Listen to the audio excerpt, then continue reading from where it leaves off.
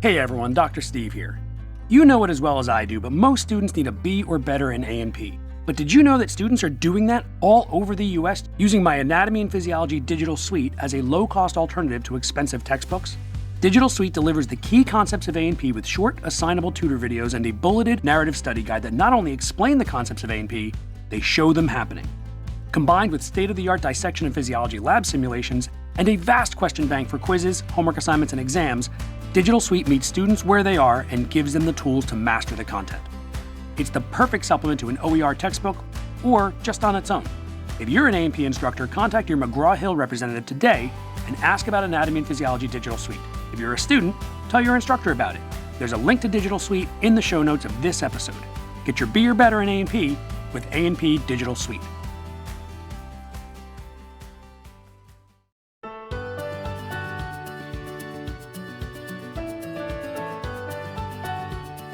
Hey everyone, welcome back to my podcast, Anatomy and Physiology Bit by Bit. I'm your host, Dr. Steve Sullivan, coming to you from Bucks County, Pennsylvania, which is just outside of Philadelphia. Today we're going to stick with cytology, and we're going to spend our time on one of the most fundamental topics in human physiology, and that is membrane transport. This is the many ways a human cell moves water, ions, nutrients, signaling molecules, and metabolic waste across the plasma membrane. It sounds simple at first, things go in, things go out, but the deeper you look, the more you realize that life depends on a cell's ability to control its internal environment with remarkable precision. A living cell is not a passive container. It is a carefully regulated chemical system, and the plasma membrane is the gatekeeper that makes that regulation possible. But before we get into the membrane transport, let me apologize that it took so long for me to get this episode out. I've been really busy, and I kind of let the podcast take a back seat to other projects. Specifically, I've been working on a project with McGraw-Hill Education called Anatomy and Physiology Digital Suite. It is a paperless learning resource for anatomy and physiology that is a low-cost alternative to printed textbooks. The content is delivered with animated tutor videos that I make right here in my home studio where I'm recording this. There are also lab simulations for both anatomy and physiology, question banks to make homework assignments, quizzes, and exams, and a bulleted narrative study guide that sums up every topic in a typical 2-semester college A&P course. With the help of my good friend and collaborator, Dr. Beth Kirsten, and the great people of McGraw-Hill Education, this learning resource is available right now. If you're an instructor, reach out to your McGraw-Hill representative and check it out. There is a link to Digital Suite in the show notes. It is instructor initiated, so as of right now, it's not available direct to students. Okay, another thing I want to mention is that over the last few months, I've been getting a lot of messages via email from listeners from around the world, which is very cool. One of them is Romaine, who listens in London while walking along the Thames. Thanks for listening and for reaching out, Romaine. If you'd like to ask me a specific question or if there is a topic you'd like to hear more about, send me an email at minus55media@gmail.com. There's a link in the show notes. All right, now it's time to discuss membrane transport so you can get your B or better in A&P. To appreciate membrane transport, let's do a quick review of the structure of the barrier itself, the plasma membrane.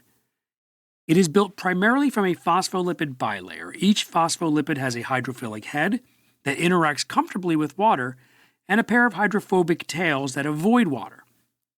In an aqueous environment, those molecules self-assemble into a 2-layered sheet, heads outward toward the watery extracellular fluid and cytosol, tails inward, facing each other. This creates a core that is oily and water-repelling. It's an elegant design, but it does have consequences. Many substances in the body, especially ions and other polar molecules, are surrounded by water molecules and carry electrical charges that make them incompatible with the hydrophobic interior of the membrane. In other words, for many of the solutes that matter most in physiology, the membrane is not just a boundary, it is a formidable obstacle.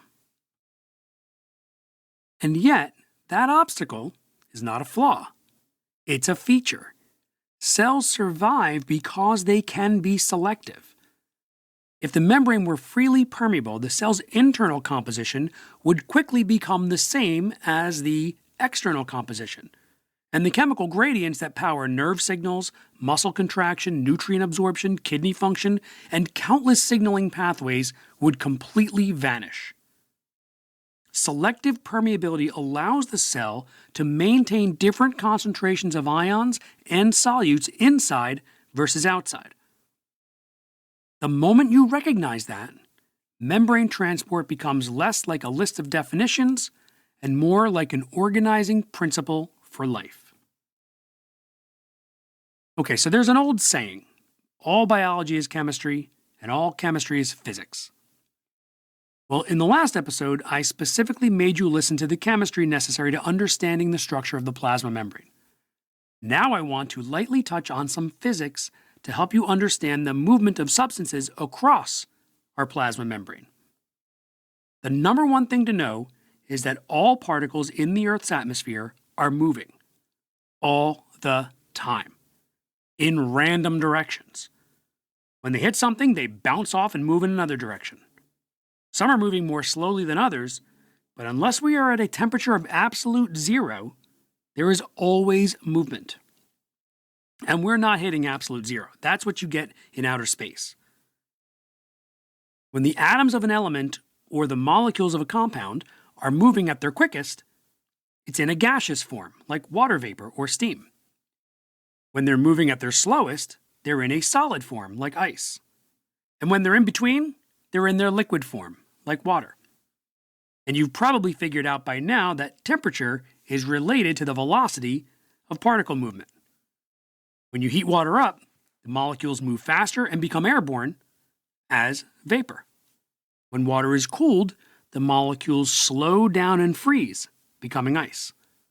The main takeaway here is that in our atmosphere, particles are moving. Okay, let's consider a solution.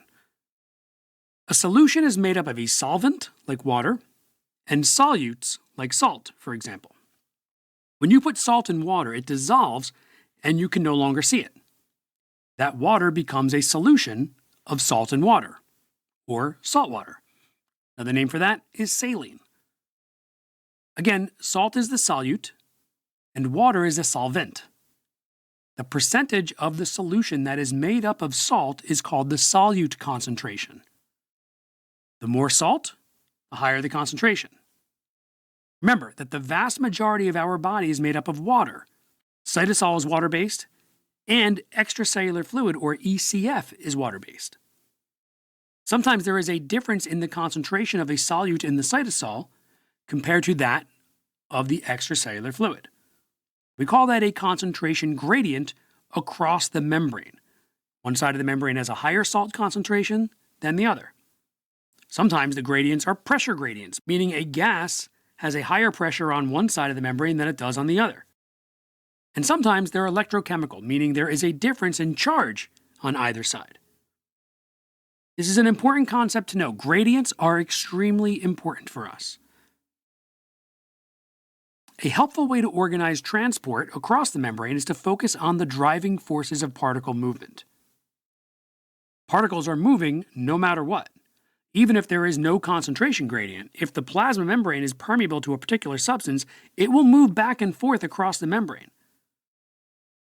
If it's not, it will bounce off the membrane, whether it's inside or outside the cell. If there is a concentration gradient, we will see the net movement of a substance tend toward one direction.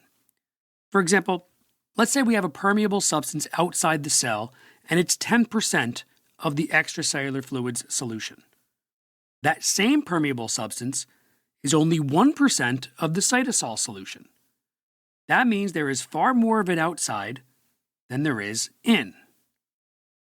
Now, if this substance is always moving in random directions, and we know that all substances are, some of it will cross the plasma membrane. The same can be said for the substance that is inside the cell. But if there were 10 times more of it in the extracellular fluid than in the cytosol, then simple math will tell us that in any given amount of time, more of the substance will have crossed into the cell then out of it.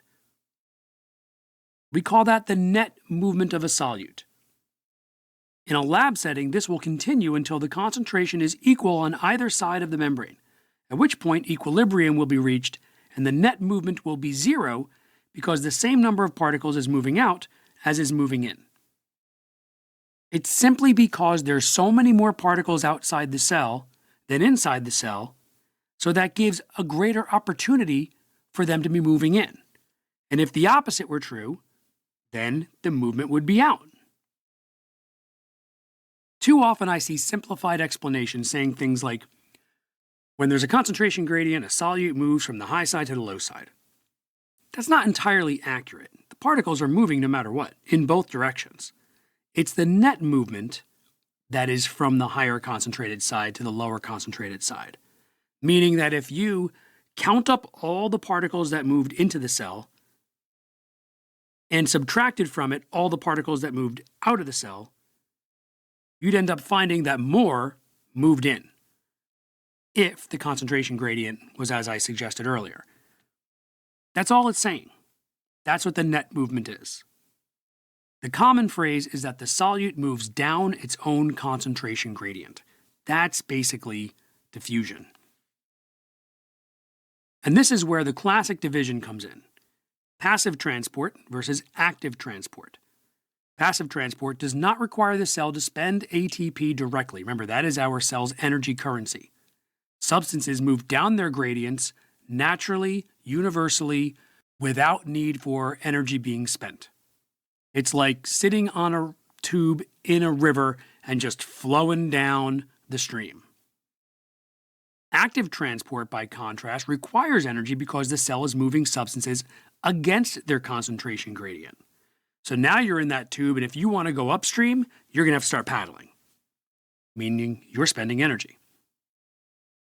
But within these broad categories of passive and active transport, there are several distinct mechanisms, and understanding them is essential to understanding cellular physiology. Let's begin with the simplest of them. Simple diffusion. Diffusion happens everywhere. It's not just a cellular process. If you put sugar in coffee, eventually the sugar dissolves and diffuses throughout the coffee so that each sip is equally sweet. Sure, it helps if you stir the coffee, but the diffusion is still happening. From a cellular perspective, simple diffusion occurs when a substance passes directly through the lipid bilayer without being bound to a membrane protein. The substances that do this well are small and nonpolar, or at least sufficiently, lipid-soluble substances. The classic examples are the respiratory gases oxygen and carbon dioxide. Oxygen is relatively nonpolar and dissolves in the lipid environment of the membrane. Carbon dioxide is also able to diffuse readily through the lipid bilayer. This simple fact underlies the entire process of gas exchange. Oxygen diffuses from the lungs' tiny air pockets called alveoli into microscopic blood vessels lining them, called the pulmonary capillaries. Then that same oxygen is carried to our body's systemic tissues and diffuses from their capillaries into the tissues. The tissues are the ones who need it to make a substance called ATP, which we've talked about. Carbon dioxide, generated by cellular activity, diffuses in the opposite direction, from cells into the blood and ultimately out through the lungs. No pumps are needed for these gases because the net movement down the gradient is a natural occurrence. The rate of diffusion, or how quickly the particles move toward equilibrium, depends on several predictable factors. One is a steep concentration gradient, which drives a faster diffusion rate. This means that the greater difference in the side of the membrane with the higher concentration versus the side of lower concentration, the faster the rate of diffusion. Think about rolling down a hill. The steeper the hill, the faster you go down. Another is greater surface area, which also increases diffusion. Think about it. The cell surface is the plasma membrane. Diffusion happens across the plasma membrane. So a greater surface area means more membrane to cross, hence more diffusion. This is why structures like the lungs' alveoli are so highly folded and abundant. A third factor is the thickness of the membrane. Thinner membranes permit faster diffusion. In the lungs, chronic inflammation or edema and scar tissue known as fibrosis increase the thickness of the alveolar plasma membrane, which can impair oxygen and carbon dioxide exchange. Higher temperature and greater lipid solubility also increase diffusion rates. Remember that particles move faster at higher temperatures, so of course diffusion will increase if the particles are moving faster. Think about that coffee that you put sugar in. The hotter the coffee, the faster the sugar diffuses. And obviously, the greater the lipid solubility of a solute, the easier it will pass through the phospholipid bilayer. Now, a large molecular size tends to slow diffusion rates. It's harder for larger molecules to dissolve in the lipid bilayer, so it happens more slowly. Okay, so think about those particular characteristics and how they affect diffusion rates. Even if you never memorize a diffusion equation, these relationships should help you reason through physiological and clinical scenarios that you might see on an exam. Okay, so now comes the challenge of a lipid bilayer. The problem is, most of the substances that your cells actually care about, like glucose, amino acids, and ions, cannot simply slip through the bilayer on their own. They're non-permeable substances. And that brings us to a broader category of passive transport called facilitated diffusion, in which transport proteins in the plasma membrane provide a pathway across the membrane. With facilitated diffusion, the solute still moves down its electrochemical or concentration gradient, so it's still passive transport. The key difference is that movement is made possible faster or is more regulated by membrane proteins. These proteins come in two major forms: channels and carriers. We'll start with channel proteins. Channel proteins form pores through which specific ions or water molecules can pass. Imagine a tunnel that is selectively designed. It might allow potassium ions, but not sodium ions, or chloride ions, but not calcium ions. Channels can be open all the time, or they could be regulated by gates that are open sometimes, closed other times. There are specific things that open those gates. They might respond to changes in membrane potential, which is measured in voltage. These are voltage-gated channels. These are vital for the transmission of electrical signals in neurons and muscle cells. Others open when a chemical messenger binds to them. These are ligand-gated channels, prominent where neurons communicate with each other or with their target cells. For instance, at the neuromuscular junction, which is where a motor neuron innervates a muscle cell, the neurotransmitter acetylcholine binds to a receptor that acts as a ligand-gated ion channel, allowing sodium ions to flow into the muscle cell and trigger the events that lead eventually to muscle contraction. Still, some channels are mechanically gated, meaning a mechanical stimulus opens them. One example is a touch receptor on your skin. When it is touched, the mechanical gate opens and allows sodium ions to diffuse into the sensory receptor, resulting in a nerve signal that eventually makes it to your brain so you can perceive that sensation. Many channels are exquisitely selective and fast. When an ion channel opens, ions can move rapidly, sometimes approaching the limits set by diffusion itself. Okay, so carrier proteins are the other one. And they bind to a specific solute and undergo a conformational change, which means they change shape, that ferries the solute across the membrane. Carriers are typically slower than channels, but they are extremely important for transporting larger polar molecules like glucose and many amino acids, which, again, are the building blocks of proteins. A classic carrier-mediated facilitated diffusion system is the GLUT family of glucose transporters, GLUT. Glucose is far too polar to cross the membrane directly, so it relies on these transporters. Some, like GLUT1, provide baseline glucose uptake in cells, including the brain and red blood cells. Others, like GLUT4, are regulated by the hormone insulin and are abundant in skeletal muscle and adipose tissue, or fat. After a carbohydrate-rich meal, insulin signaling increases the insertion of GLUT4 transporters into the cell membrane, allowing muscle and fat cells to take up glucose more efficiently. The transport itself is still downhill. Glucose moves from higher concentration outside to lower concentration inside. But the number of carriers available changes, giving the body dynamic control over glucose uptake. Meaning that the more glucose that's in your blood, the more transporters your cells can have in the plasma membrane to regulate how quickly it's taken up by those cells. Carriers also introduce an important concept: saturation.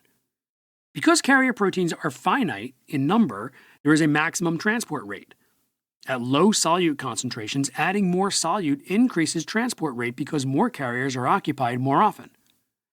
But eventually, every carrier is working as fast as it can, and they are fully saturated. At that point, transport reaches a plateau.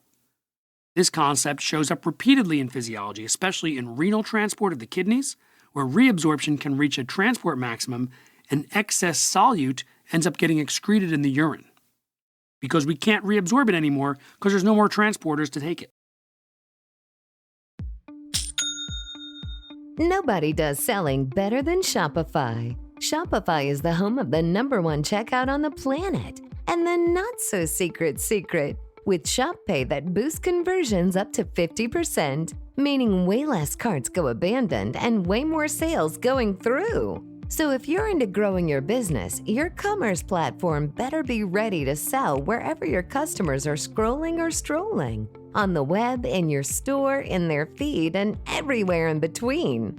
Businesses that sell more sell on Shopify. Upgrade your business and get the same checkout that Skims uses. Sign up for your $1 per month trial period for 3 months at shopify.com/Westwood1, all lowercase. Go to shopify.com/Westwood1 to upgrade your selling today. Shopify.com/Westwood1.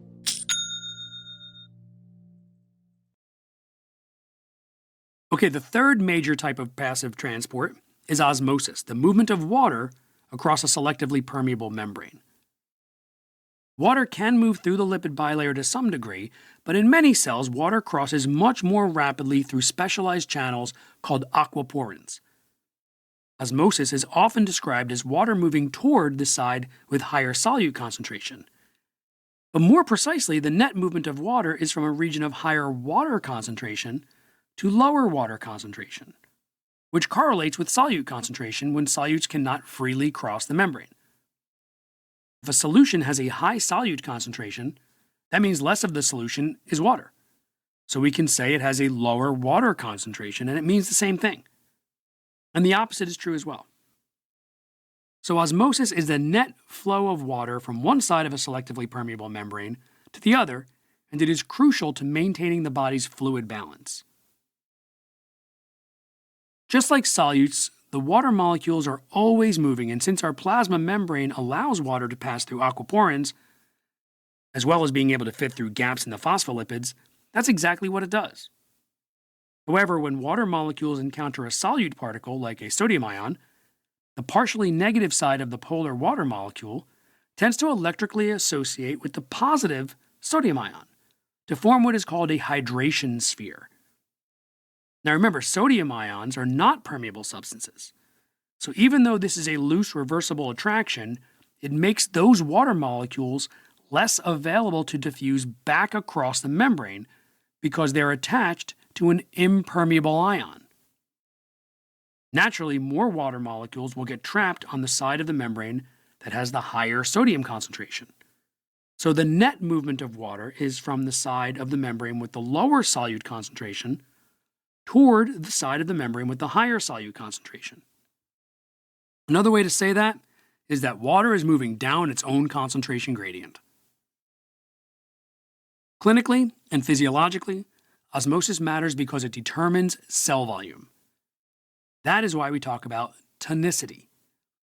Tonicity is the ability of a solution to change a cell's volume by affecting water movement across its membrane, determined by the concentration of solutes that cannot easily pass through the membrane. In other words, osmosis. Solutions surrounding a cell can be labeled relative to the concentration of the cell's cytosol. In an isotonic solution, since iso means same, solute concentrations on both sides of the membrane are effectively equal, and cells maintain their volume because the net movement of water across the membrane is equal. The prefix hyper means higher, so in a hypertonic solution, the extracellular fluid has a higher effective solute concentration, so the net movement of water via osmosis is toward the more highly concentrated side. In this case, it's the extracellular fluid. That means more water leaves the cell and the cell shrinks. The prefix hypo means lower. So in a hypotonic solution, the extracellular fluid's solute concentration is lower than that of the cytosol. The net movement of water will still be toward the more highly concentrated side of the membrane, but in this case, that's the cytosol. So the net movement of water is into the cell, and the cell swells, potentially bursting. Red blood cells provide a vivid demonstration. In a hypotonic solution, they can swell and burst, which is called hemolysis. In a hypertonic solution, they can shrink and shrivel up, which is called crenation. Way back in 2007, there was a radio contest in Sacramento, California. The rules were simple. Drink as much water as you can without urinating. Whoever can drink the most and hold their urine the longest would win a video game console. The problem is, the more water you drink, the more you dilute your blood plasma. So you have to let your kidneys do their job and regulate your fluid and electrolyte balance. In this contest, a 28-year-old mother of 3 came in second place after drinking 2 gallons of water, which is approximately 7.5 liters, in 3 hours without urinating. Later that day, she died of water intoxication.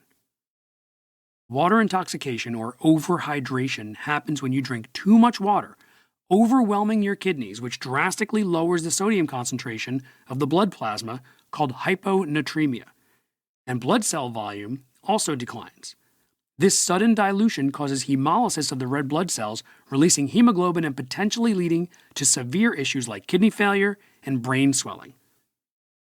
In a subsequent lawsuit, the family of the deceased woman was awarded over $16 million from the radio station after learning that multiple healthcare professionals called the radio station, letting them know how dangerous this contest was. However, they kept the contest going without telling the contestants. In the human body, kidneys use osmosis and aquaporins to control water retention. Under the influence of antidiuretic hormone, kidney cells increase water permeability partly by inserting more aquaporins into the plasma membrane, allowing more water to be reabsorbed and urine to become more concentrated. Osmosis is not a unique concept. It sits at the heart of blood volume, blood pressure, and hydration status. Now that we've talked about osmosis, we can understand the method of transport called filtration. Filtration is about pressure, hydrostatic pressure, and osmotic pressure. Let's break those two down. Hydrostatic pressure is the force that a fluid exerts on the walls of the vessel it's in. It's like the pressure inside a garden hose when you've got the water turned on. Osmotic pressure is the pressure required to stop the net movement of water across a semi-permeable membrane from a region of low to high solute concentration. So it's essentially the force moving water via osmosis. In biology, the term filter means to force fluid and some solutes out of our smallest blood vessels while other solutes are held back. It's like making coffee with one of those paper coffee filters. The water and the dissolved particles from the coffee are pushed through the filter by the force of gravity, but the large grounds remain behind. Filtration happens between epithelial cells and through pores in the plasma membranes of the epithelial cells. In physiology, this is evident in the smallest of our blood vessels, the capillaries. The watery part of blood, called the blood plasma, is forced through the spaces between the cells that form the capillary wall. It's also forced through pores that travel through those cells. Water, nutrients, electrolytes, hormones, metabolic waste, and other solutes are delivered from the blood to the tissues and vice versa, while large particles like proteins and blood cells remain in the circulatory system's vessels. It's also how the blood plasma is filtered in the kidneys so the kidneys can produce urine and excrete waste. Okay, so far we've covered passive mechanisms: filtration, simple diffusion, facilitated diffusion, and osmosis. So now we'll talk about active transport, which refers to movement against a gradient and requires energy. The most straightforward form is primary active transport, where the transporter directly uses ATP. These transporters are often called pumps or pump proteins, and they are among the most energy-consuming proteins in your body because maintaining gradients is expensive but absolutely necessary. The most famous of all of them is the sodium-potassium ion pump, also known as the sodium-potassium ion ATPase pump. This pump uses ATP to move sodium out of the cell and potassium into the cell. A typical cycle exports 3 sodium ions and imports 2 potassium ions. They do this for every 1 molecule of ATP. That ratio matters because it makes the pump electrogenic. It contributes to the negative membrane potential by moving more positive charges out of the cell than in. But even more important than the charge is the gradient. The pump keeps intracellular sodium low and intracellular potassium high. Those gradients underlie electrical excitability, nutrient transport, and osmotic balance. Many cells spend a substantial fraction of their ATP budget running this pump. If ATP production fails, such as in ischemia, ion gradients collapse, cells swell, membrane potential fails, and cell death can follow. Now remember, the sodium-potassium ion pump is pumping sodium and potassium each against their own concentration gradient, or uphill, which is why they require energy. Another critical class of ATP-powered pumps are calcium ATPases. There are multiple versions, but the concept is the same. Calcium is pumped against its gradient to keep cytosolic calcium low. In muscle, the SERCA pump, which stands for sarcoplasmic endoplasmic reticulum calcium ATPase, moves calcium from the cytosol back into the sarcoplasmic reticulum of a muscle cell after a muscle contracts. We'll talk more about this in subsequent episodes when we get to the more specifics of muscle contraction. But this reuptake is essential for the muscle to relax. A third major type is the proton pump. Proton pumps are used to acidify intracellular organelles like lysosomes and endosomes, which require low pH for enzyme activity and processing of internalized material. There is also a clinically famous proton pump in the stomach, the hydrogen-potassium ATPase in parietal cells of the stomach, which pumps hydrogen ions into the stomach as part of a gastric acid secretion. This pump is targeted by proton pump inhibitor medications like omeprazole and esomeprazole. These are things like Prilosec and Nexium. And that illustrates how membrane transport proteins can be both physiologically essential and pharmacologically important. Once primary active transport has built gradients, especially sodium gradients, cells can perform secondary active transport. The key idea here is worth saying clearly. Secondary active transport does not use ATP directly at the transporter that moves the solute uphill. Instead, it uses the potential energy stored in a gradient created by primary active transport. If the sodium gradient collapses, secondary active transport fails. This is why the sodium-potassium ion pump is so central. It is not merely maintaining a resting membrane potential, it is powering nutrient uptake, pH regulation, calcium handling, and more. Let's cover some examples of secondary active transport. We'll start by explaining the concept of cotransport, which serves as a bridge between passive and active processes. Cotransport occurs when one carrier moves 2 or more solutes simultaneously. There are 2 major patterns. symport and antiport. In symport, both solutes move in the same direction across the membrane. In antiport, also called countertransport, one solute moves in while the other moves out. What makes cotransport so important is that it often uses the energy stored in an ion gradient, usually sodium, to move another solute against its gradient. That means cotransport is often a form of secondary active transport. It doesn't use ATP directly at the cotransporter, but it depends on the gradients that were created using ATP elsewhere.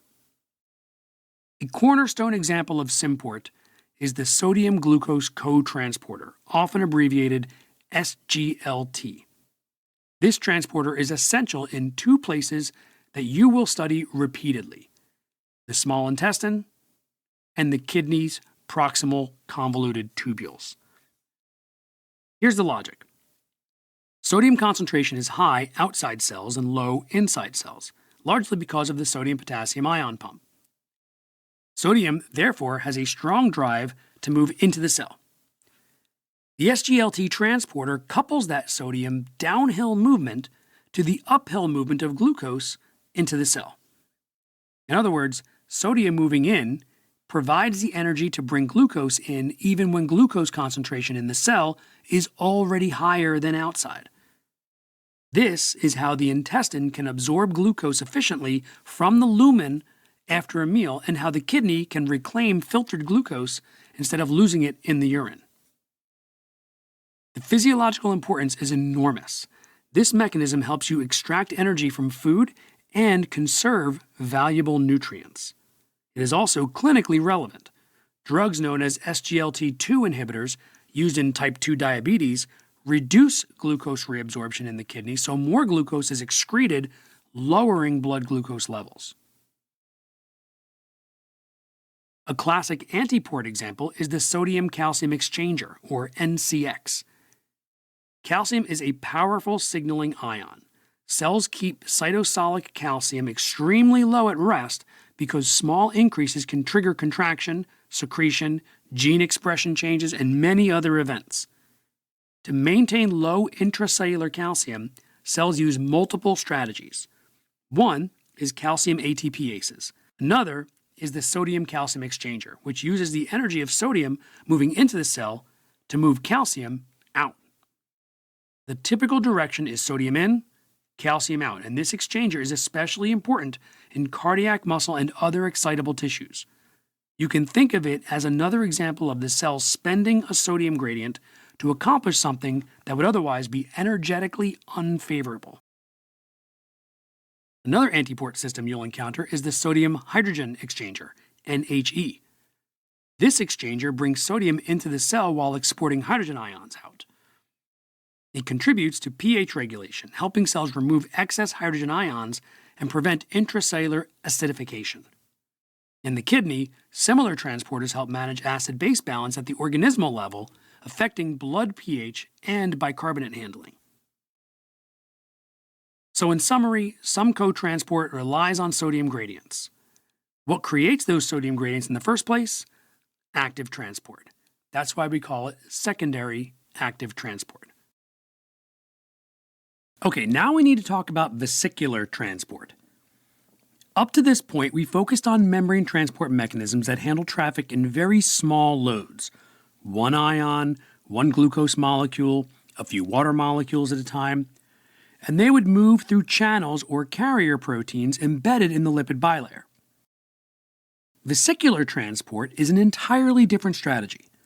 Instead of threading individual molecules through the membrane, the cell moves bulk material, like large particles, droplets of extracellular fluid, or many molecules at once, and it does this by packaging it inside small, membrane-bound bubbles called vesicles. When a cell brings material into its interior this way, the process is called endocytosis. When it releases material out of the cell, it's called exocytosis. Both rely on ATP-powered motor proteins and an organized cytoskeleton to move vesicles to the right place at the right time. We'll start with endocytosis, bringing stuff into the cell. Physiologists typically describe three major forms of endocytosis: phagocytosis, pinocytosis, and receptor-mediated endocytosis. Although they share the same general theme, whereas the membrane folds inward and pinches off to form a vesicle, the type of cargo and the degree of selectivity are very different. We'll start with phagocytosis, which is like the cell is eating something. In fact, it literally means cell eating. It is the engulfment of large particles like bacteria, dust, or fragments of dead cells, often large enough to be visible under a light microscope. It's a specialized function prominent in immune cells that clean up tissues and defend against infection. A classic example is the neutrophil, a white blood cell that spends much of its short life patrolling connective tissues. Using temporary arm-like extensions called pseudopods, a neutrophil crawls through the extracellular matrix of the connective tissue. When it encounters a bacterium, it extends its pseudopods around the microbe, encloses it, and internalizes it in a vesicle known as a phagosome. But engulfment is just the beginning. The phagosome then fuses with a lysosome, producing a phagolysosome. Lysosomes are organelles that deliver powerful digestive enzymes and other antimicrobial factors that break down and destroy the invader. Beyond fighting infection, phagocytosis also serves a housekeeping role, keeping tissues clear of debris and potentially harmful particles. Some phagocytes, such as macrophages, which literally means big eaters, are extraordinarily active. In some tissues, they can internalize an amount of material approaching a significant fraction of their own volume over the course of just 1 hour. Nobody does selling better than Shopify. Shopify is the home of the #1 checkout on the planet. And the not-so-secret, with Shop Pay that boosts conversions up to 50%, meaning way less carts go abandoned and way more sales going through. So if you're into growing your business, your commerce platform better be ready to sell wherever your customers are scrolling or strolling. On the web, in your store, in their feed, and everywhere in between. Businesses that sell more sell on Shopify. Upgrade your business and get the same checkout that Skims uses. Sign up for your $1 per month trial period for 3 months at shopify.com/Westwood1, all lowercase. Go to shopify.com/Westwood1 to upgrade your selling today. Shopify.com/Westwood1.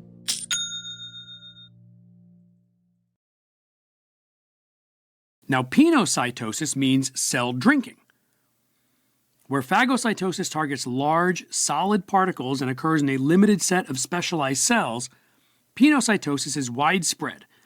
Essentially, all human cells can do it. It is the uptake of tiny droplets of extracellular fluid along with whatever dissolved substances happen to be in them.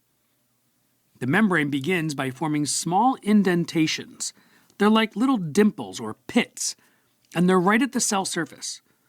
These pits deepen, pinch off, and form pinocytotic vesicles within the cytoplasm. The result is a continuous sampling of the extracellular environment, bringing in fluid and their solutes in small packets. The key point is that pinocytosis is generally non-selective.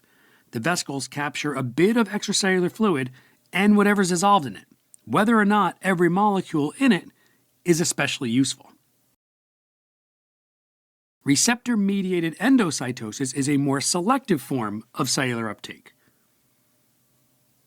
The cell can do better than random sampling when it needs particular substances. Receptor-mediated endocytosis is designed to bring in specific molecules while minimizing the uptake of unnecessary fluid and their solutes. Here's the essential logic. Molecules in the ECF bind to specific receptors on the plasma membrane. Those receptor cargo complexes then gather into specialized regions of membrane that invaginate or fold in.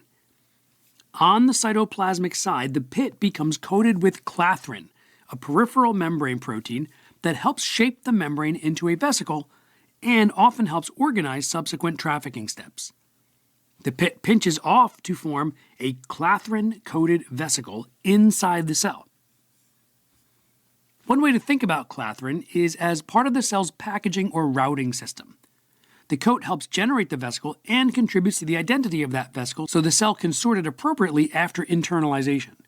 Once inside, the cargo can be separated from the vesicle and delivered to metabolic or storage pathways, while receptors and membrane components are frequently recycled back to the cell surface. A well-known physiological example is the uptake of low-density lipoproteins, or LDLs. You've probably heard of these as part of a blood test for your cholesterol level. LDLs are protein-coated particles that carry cholesterol and other lipids in the bloodstream. Endothelial cells, which line blood vessels, express LDL receptors. When LDL binds its receptor, the complex is internalized in clathrin-coated vesicles. Inside the cell, the LDL is released and processed, while the receptor-bearing membrane is returned to the surface so the cell can repeat the process efficiently. Endothelial cells also use receptor-mediated endocytosis to handle large peptide hormones such as insulin. Insulin is too large to diffuse through the lipid bilayer or pass through most membrane channels, but it must leave the bloodstream and reach target tissues in order to exert its effects. Endothelial cells can internalize insulin on the blood-facing side, move the vesicles across the cell, and then release insulin on the tissue-facing side. This capture on one side, release on the other side movement across a cell is called transcytosis. It is particularly active in certain vascular beds, such as those supplying muscle, and it also contributes to the transfer of proteins like albumin from blood into the interstitial fluid. Now, not all receptor-mediated entry benefits us.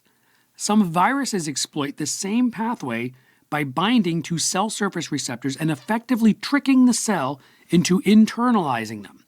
In doing so, pathogens can use the cell's own selective uptake machinery as a gateway to infection. Okay, let's wrap up vesicular transport with exocytosis. If endocytosis is the cell's way of bringing in bulk cargo, exocytosis is the complementary pathway for moving materials out. Many essential physiological processes depend on exocytosis. Endothelial cells releasing insulin to surrounding tissues after transcytosis, sperm cells releasing enzymes that help penetrate the egg's protective layers, mammary gland cells secreting components of milk, and endocrine cells releasing hormones into the bloodstream are all examples. Mechanistically, exocytosis involves vesicles formed inside the cell, often derived from the Golgi complex or endosomal sorting pathways. Then that vesicle moves toward the plasma membrane. The vesicle docks at the cell surface by interacting with specific proteins, and then the vesicle membrane fuses with the plasma membrane. Once fusion occurs, the vesicle's contents are expelled into the extracellular space. So you're probably wondering why the plasma membrane doesn't eventually get all used up by endocytosis, as it continually removes pieces of it to form vesicles. Well, exocytosis doesn't just secrete substances, it also serves as a membrane replacement and repair mechanism. Vesicles returning to the surface can fuse with the plasma membrane, adding lipid and membrane proteins back to the cell boundary. In a healthy cell, the rate of membrane addition by exocytosis must keep pace with membrane removal by endocytosis.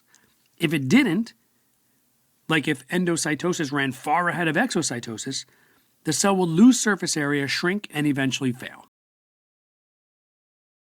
Taken together, endocytosis and exocytosis create a dynamic cycle. The plasma membrane is not a static shell, but a constantly remodeled interface with membrane and receptors being internalized, sorted, recycled, and returned to the surface as the cell balances nutrient uptake, signaling, secretion, defense, and structural maintenance.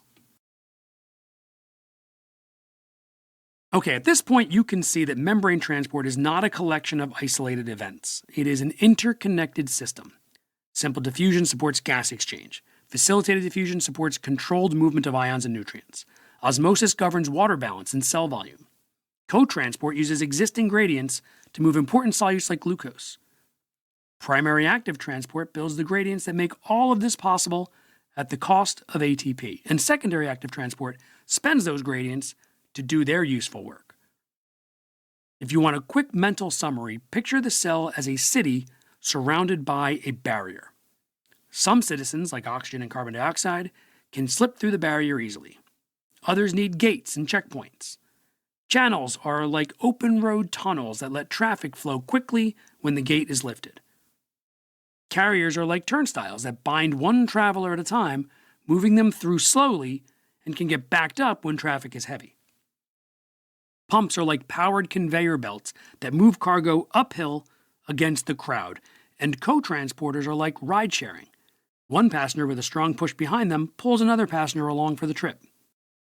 When you study excitable tissues like neurons, you'll see channels dominate the story. Voltage-gated and ligand-gated channels creating rapid electrical signals. When you study the kidney and intestines, you'll see transporters like SGLT and exchangers creating directional movement of solutes in water. When you study muscle, you'll see calcium handling, channels, pumps, exchangers, determining contraction and relaxation. And when you study endocrine regulation, you'll see how hormones like insulin and antidiuretic hormone alter transporter abundance and membrane permeability to reshape physiology without changing the membrane's basic structure. So the next time you hear membrane transport, don't think of it as a dry vocabulary list. Think of it as the reason cells can maintain homeostasis, generate electrical signals, absorb nutrients, regulate their volume, and respond to the environment. The membrane is a barrier, but it is also a platform for control, and transport proteins are the tools that cells use to make life possible. Okay, I think that's enough for one day. I want to thank Romaine from London for reaching out, and of course, I want to thank all of you for listening to this podcast. Don't forget that if you have a question for me, send me an email at minus55media@gmail.com, and maybe I'll answer it on the show. Once again, I sincerely hope this podcast is helping you get your B or better in A&P. Good luck, be well, and I'll talk to you next time. Anatomy and Physiology Bit by Bit is a production of Minus 55 Media and is hosted by the Believe Network.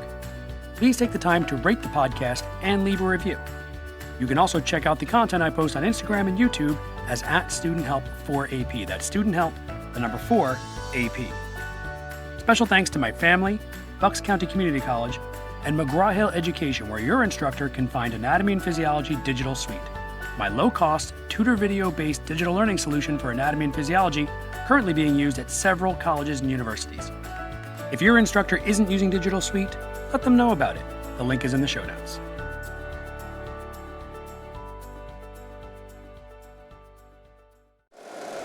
If you like the show, please take a moment to rate, review, and subscribe. It really does help the show to grow.